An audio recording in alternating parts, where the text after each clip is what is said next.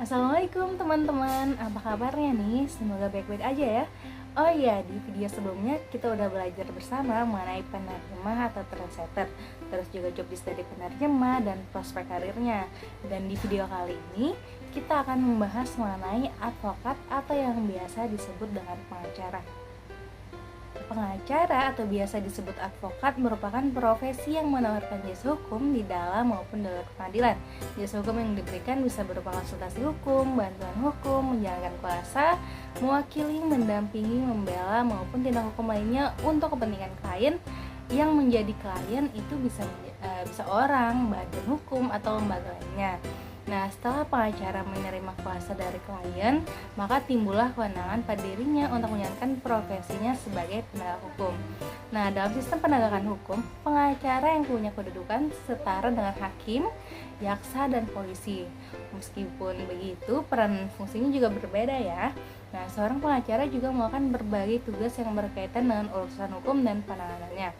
Pengacara bisa memberikan jasa konsultasi, negosiasi, maupun dalam pembuatan kontrak-kontrak dagang, pembuatan dokumen hukum lainnya seperti surat wasiat, terus penyelesaian perselisihan dengan musyawarah dan sebagainya.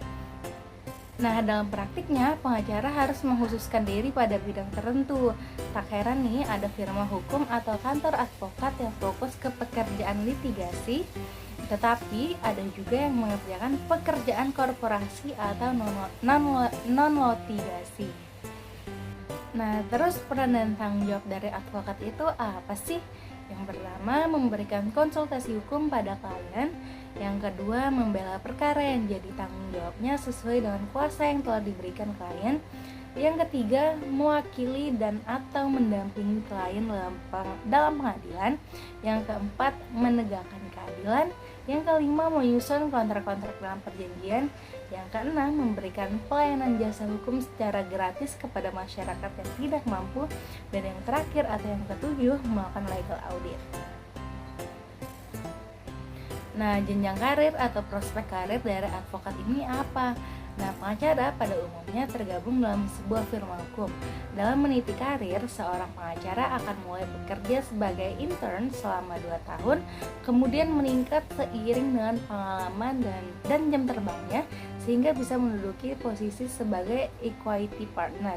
Di sebuah firma hukum, penjenjangan karir dimulai dari law clerk atau paralegal sampai kepada equity partner. Akan tetapi, firma hukum dengan jumlah pengacara kurang dari 15 orang biasanya punya penjenjangan karir yang lebih sederhana. Nah, prospek karir advokat ini ada apa aja sih? Yang pertama ada law clerk atau paralegal. Nah, aslinya paralegal ini adalah pembantu pengacara yang berpraktik dan melayani klien dalam masalah hukum. Di beberapa negara ya, seperti di Amerika Serikat, para ahli hukum mengakui paralegal adalah profesi yang berada langsung di bawah supervisi pengacara. Namun di Inggris Raya didefinisikan profesi bukan pengacara, tetapi mengerjakan pekerjaan legal terlepas siapa yang mengerjakannya. Meski demikian, tidak ada definisi yang konsisten mengenai paralegal, seperti peranan dalam pekerjaan, terus status, syarat, dan kondisi kerja, training, peraturan atau apapun, sehingga setiap yurisdiksi harus memandang secara individual. Nah, terus yang kedua ada freelance attorney. Pengacara kontrak adalah pengacara yang bekerja berdasarkan kasus hukum berdasarkan kontrak. Nah, pekerjaan semacam itu umumnya bersifat sementara, seringkali tanpa jaminan masa kerja. Seorang pengacara kontrak adalah seorang pengacara sementara yang disewa oleh kantor hukum atau pekerjaan atau periode tertentu. Terus yang ketiga ada of counsel atau advisor. Nah, ini adalah penasihat, adalah inti dari pengacara dalam profesi hukum dari Amerika Serikat yang sering memiliki hubungan dengan firma hukum atau organisasi, tetapi bukan bagian dari asosiasi atau mitra. Nah, beberapa perusahaan menggunakan gelar seperti penasihat khusus, dan penasihat senior. Menurut American Bar Association Formal Opinion, istilah penasihat digunakan untuk menggambarkan hubungan yang dekat, pribadi, berkelanjutan, dan teratur antara firma dan pengacara penasihat.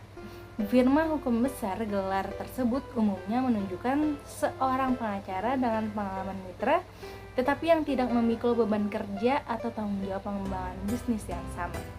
Nah, itu tadi pembahasan mengenai advokat atau pengacara. Selanjutnya kita akan bahas mengenai skala karir nih.